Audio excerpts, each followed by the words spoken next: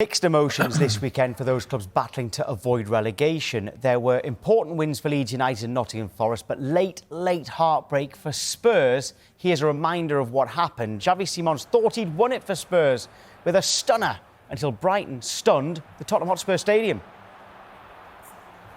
There's Ruta! They conceded in first half stoppage time and they've conceded so expensively in second half stoppage time. Leeds have found form right when it matters. They made it back-to-back wins for the first time this season. They beat Wolves 3-0. James Justin with the pick of the goals.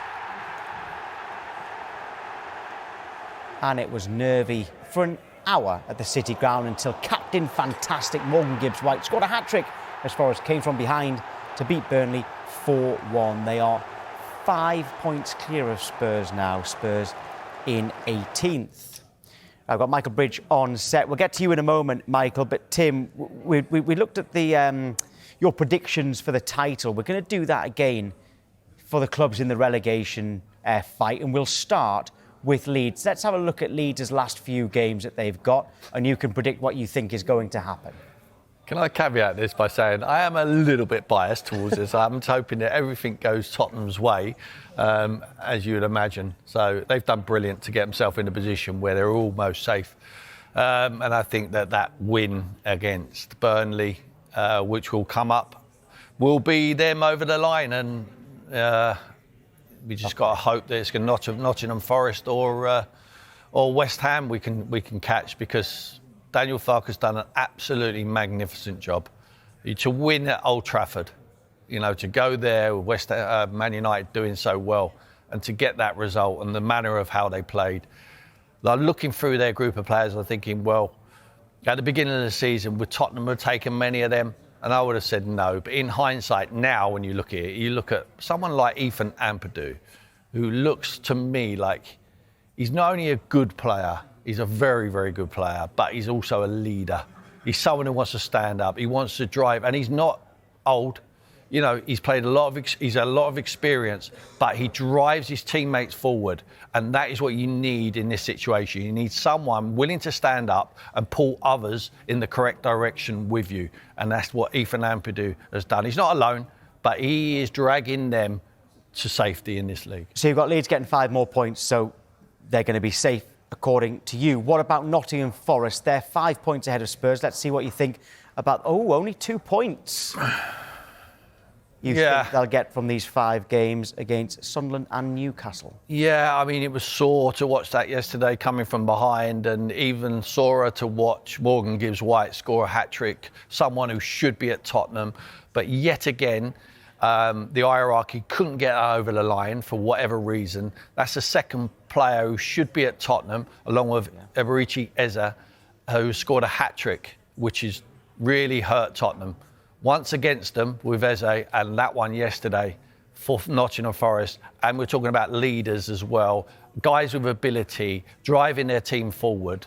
But I still think they're having a struggle. Yeah, you've only got them getting 2 points from 5 games, so that'll give Tottenham fans hope. Before we get to Tottenham, let's do West Ham. This is my lily white glasses on, by the way. Well, let's get to the West Ham ones then, in that case. And you have actually got them getting quite a few points there, 3, 4, 5, 6 points from the remaining 6. Of course, they've got an extra game because they've got Crystal Palace tonight. So 6 points for them. But then the key one now, though, Tim, is, of course, Tottenham. So, is it your lily-white spectacles that have got you giving them 9 points? But Wolves, Leeds and Everton. These are winnable games. I mean, everyone's rolling Wolves over at the moment. Now, the last 3 or 4 games, it looks like they're on the beach. They've got the flip-flops on. Hopefully, they've still got them on when Tottenham play them next week. That is, we keep saying it, it's like copy and paste. It's a must-win game. I mean, with Bridgie, we say it all the time. They have to win this one. They have to beat Forest. They have to beat this one. They have to beat... This 100% is a must-win game. Then it gets a little bit harder. Leeds at home, of course, they're a team in and around, and we said I think they'll possibly be safe by that. That's a must-win. But Tottenham fans would think, you must win that game. I mean, so we're talking about Wolves who get relegated very soon. You've got Leeds at home. And then the last game of the season, we've seen Everton in the past at the Goodison, when Frank Lampard was there, and I think Doin Dicey was there, and it was a pitch invasion. And I remember saying to one of our fans who comes on, the Everton fan, saying, I was almost embarrassed for them, a big club like that. Now, I'm not going to be embarrassed for Tottenham to do that because that's their opportunity to stay in the league.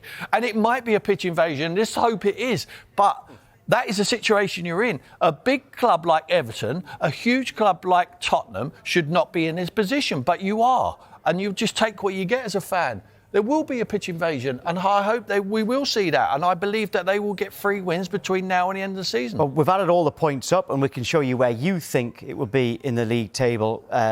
Come down to it. Leeds safe, Tottenham safe, Forest and West Ham there. As things stand, it would be Forest. It looks like their goal difference will be good enough. You've got West Ham going down on goal difference, but with 38 points, which is a lot to go down with. Right, so Michael, you and I watched that Tottenham game together. Did you see any positives?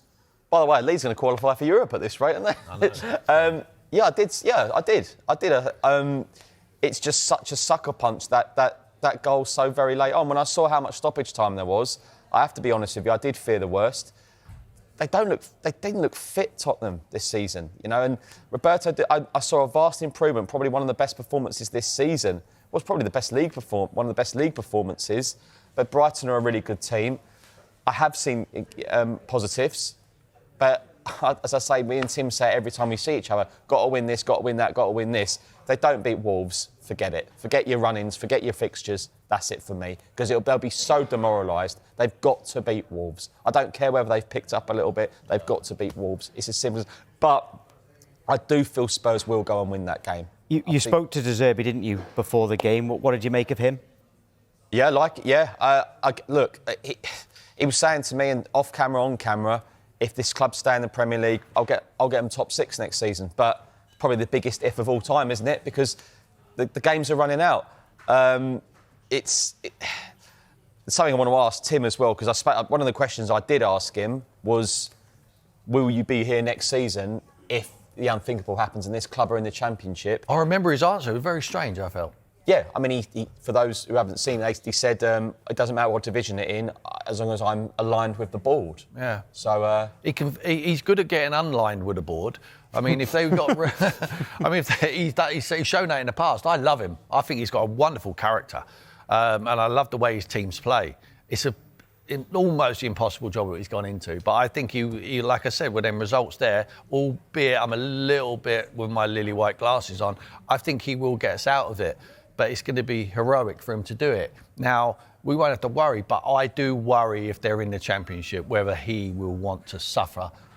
He might then find a way to fall out with the hierarchy for him to be able to leave the club. Well, Tom asked us... But the hierarchy's got to change, surely, Bridgie. I mean, surely Vinay's not going to be there, or Johan Langer. I mean, these guys have made more mistakes than any manager they've had this season, so surely they can't be there. So bring in an hierarchy who we can work with, and then everything's all right. Well, there'll be a new sporting director. Whether Johan Langer is there or not, they will be bringing in a new sporting director. And I think De Zerbi has the most manager head coach there has been. I think he's been given that assurance of having every say on transfers. But as Tom played a little game with us off camera, for those watching, who stays at Spurs? You know, if the unthinkable happened. There wasn't many players you listed, was there? 6 or 7. Well, who do you want to stay? I mean, it'd be good for us to ask the fans, who do you want to stay at the football club? But I tell you what, we'll get into this, because stay where you are, Michael, and everyone at home, stay where you are, because we're going to still talk about Tottenham. We're going to take a quick break, and then we're going to be joined by a Tottenham fan shortly, and you can answer that question as well.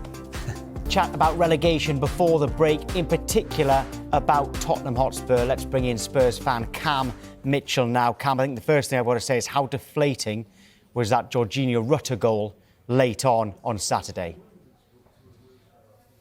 Good morning, guys. Yeah, so, well, what can we say? It was kind of coming. I think all Spurs fans probably saw when that extra time was 8 minutes, that we thought that's going to be the longest 8 minutes of the season. And to be honest, yeah, very deflating, very disappointing. But all you can do is just try and see the positives from the game and move on to the next. But how confident are you of staying up now? Well, do you know what? Every game goes by and I lose all my deluded fan hope, you might call it. I've had a lot of that throughout the season. I think I've always thought we would turn a corner at some point. But I think, yeah, that was a really tough one to take, and all the results going against us. I think ask me again after West Ham play tonight, and I might have a different answer. But right now, it's not looking good. Well, Tim thinks you're going to get 3 wins. What do you think from these last 5 games? I wish I could borrow some of your hope there, Tim, because I'm not entirely sure whether. Well, Wolves away, Villa away, Leeds at home, Chelsea away, Everton at home. What do you see from those 5 games? How many points? I would say if we can get 7 out of those, great. 7 won't be enough, will it? We'll put you on 38. No. Put you on 38, which I suppose might be enough. Oh, possibly, yeah, with the predictions what I've given you. Yeah. It all depends, like tonight. I mean, have you ever supported as many teams as you have this season? Tonight, surely you're glad all over, are you? It's been a whirlwind, I must admit. Yeah, my the wardrobe has been changing quite a lot. But definitely definitely not claret and blue today. Yeah. You need red and blue. We'll see, but I don't think we'll get 9 points. I think that's wishful thinking there. But like I said, I have seen good signs. I just think, like what you said, Tim, the hierarchy have really just put us in the wrong position. I mean, this De Zerbi should have been put in before Tudor, and Thomas Frank should have gone a long time before he did. I mean, the damage was done by keeping him in way too long. And I think even all Spurs fans would agree that he was there way too long. And not signing anyone in January, getting rid of Brennan Johnson, who hopefully tonight will do us a favour for Crystal Palace. Yeah. And then Kudu's getting injured a week after that is just absolutely, disgraceful. But really. having said that about Thomas Frank, let's have a look. I mean, you won the Europa League last season. We got rid of Van Postecoglou. We brought in Thomas Frank. We brought in Igor Tudor, and now we've got the man we think is the right one. Now, he's got 1 point, all right, albeit it's 2 games, right? I believe that he'll go on and win enough games to keep us in the Premier League. But when do you vindicate the managers and start looking at the recruitment and the hierarchy for bringing these people in the first place? Not necessarily the managers, but the players have to have a look at themselves. The players are not good enough for this environment. They thought they were coming to Tottenham to play in the Champions League, possibly the Europa League, or around them positions in the Premier League. They find themselves in this position and they're not capable of performing under that pressure at the bottom of the league. So when do you vindicate? You're obviously not vindicating Thomas Frank. If I ask you the question now, Cam, who's responsible for Tottenham's relegation if that happens? Well, it's the hierarchy. Obviously, they hired Thomas Frank, but they also employ the players. And I think the squad isn't good enough. I agree with you as well on that. It's not just one person's fault. I think there's a collection of reasons why we're in the position we are. I think the squad is light everywhere you look. The injuries have been poor, but the injuries were poor last season. Yeah. So you'd look ahead and go, right, well, we're not going to have that situation happen again. Let's recruit. Let's get some players in. Let's get some quality and some experience in. I mean, you're looking at the side. It's light of experience. It's light of quality. Players like Kolo Muani, who's brought in, he's a luxury player, and I think he's a luxury squad member. And I don't think he's up for the fight. He's never been in a fight like this before. Yeah. Well, he's on loan. He's going back anyway. You'll be hoping that the recruitment will be in the Premier League next season, of course, rather than the Championship. Cam, thank you. Remember that. Do you want to do any other business? Tottenham. I was watching that last night. Yeah. I mean, it felt a little bit like, do you remember Sami Kuffour, the Bayern Munich centre-back? Yes, I do. When that beating the ground when that goal went in the sort of Champions League final, and that was the first goal. It felt a little bit like that watching that goal go in for Brighton last night, didn't it? Ruter scores, and all of a sudden you saw to the crowd, you saw Xavi Simons, you saw Dancer, and you thought, oh. I mean, that hit deep, didn't it? That hurt them badly. But I thought Forest have won and West Ham have won. Yeah, Forest have won and Leeds have won. Forest have won and Leeds have won, and West Ham play tomorrow night.